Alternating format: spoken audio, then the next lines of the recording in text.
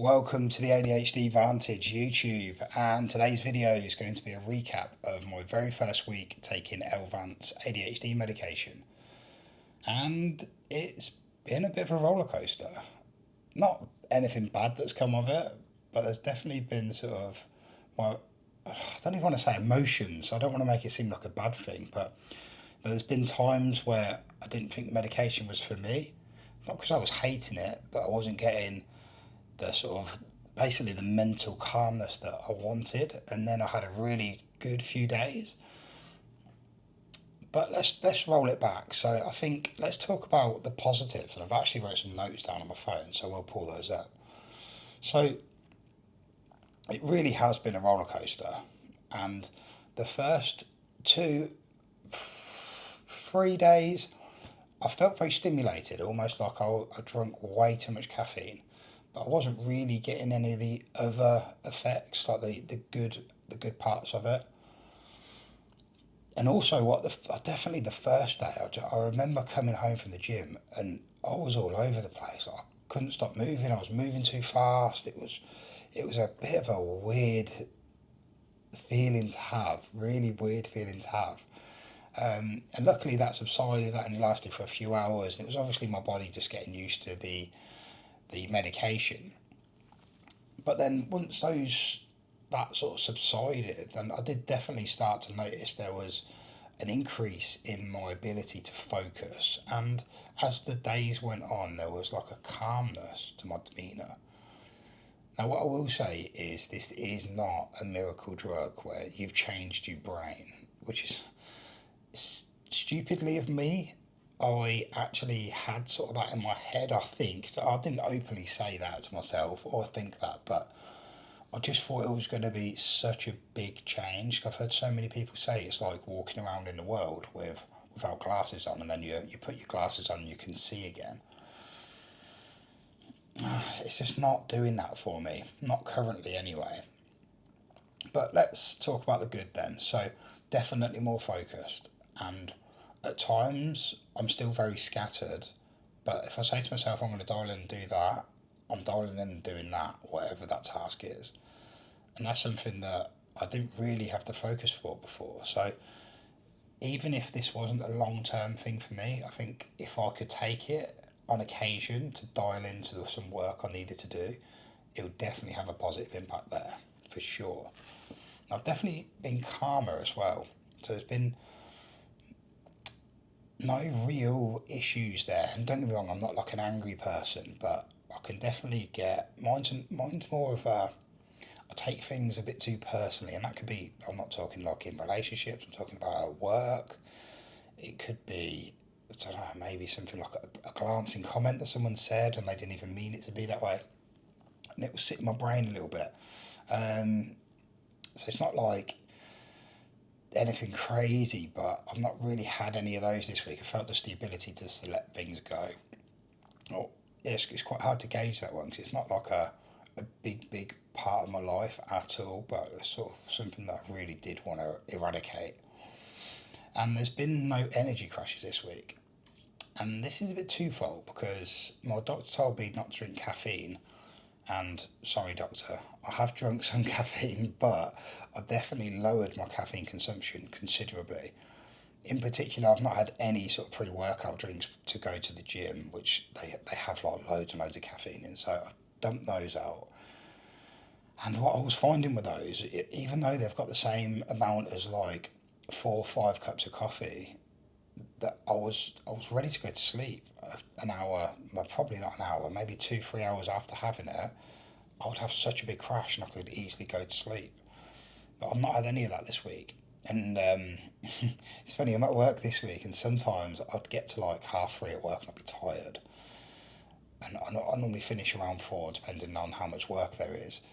And I'd come home and I'd come to my hotel and I'd have a little 10 minutes sleep. I'd put a timer on my phone and I'd just go to sleep for 10 minutes.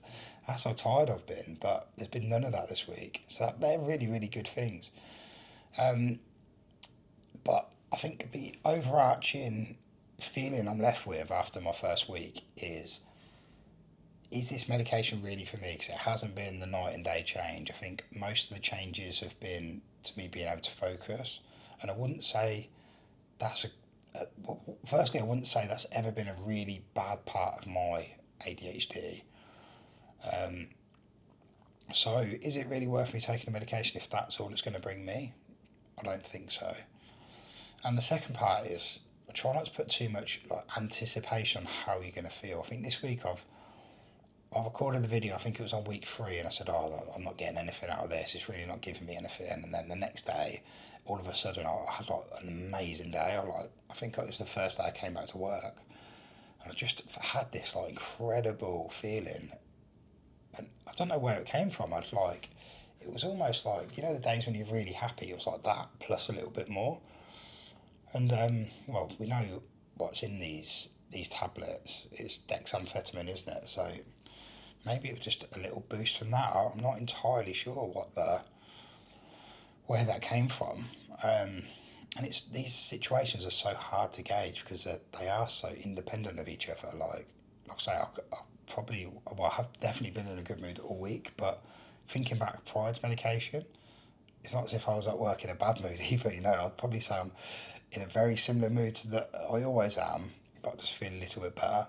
So I think maybe it's going to be the test of time. And sadly for me, and quite embarrassingly for me, the reason I wanted to start taking ADHD medication so I didn't have overwhelm when I'm at home, because that can be my biggest downside. I think I struggle with I take things really personally, and then that can lead to me acting up when I'm at home because I've got a busy family and everyone's got their own prerogatives and doing what they're doing.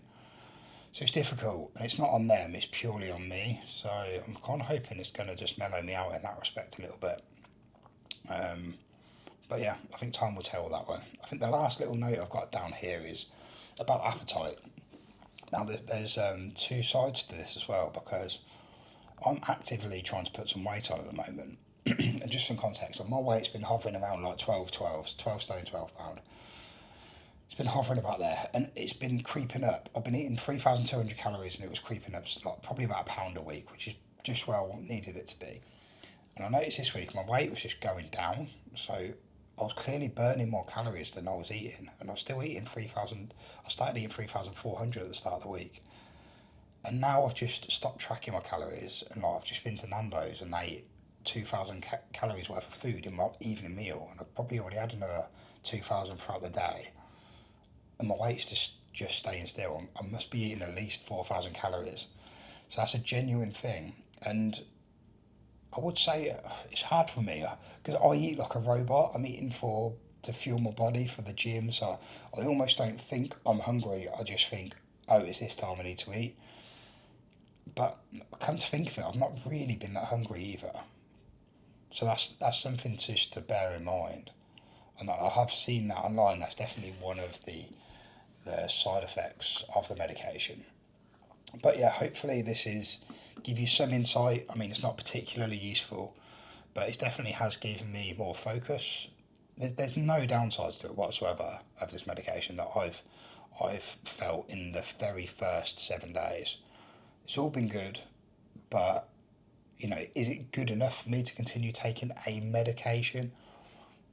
I've never taken a medication like properly in my life. Obviously, I took the paracetamol, antibiotics, but never religiously taken a tablet.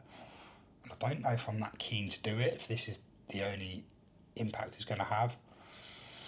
Who knows? I've also watched a video today, and the guy was actually saying he took medication for so long, but then it inbuilt all these habits in his brain. So even like the little effects you get, if you can just cement them and then they become part of your brain, then you're not as if you're dependent on those to make you feel a certain way.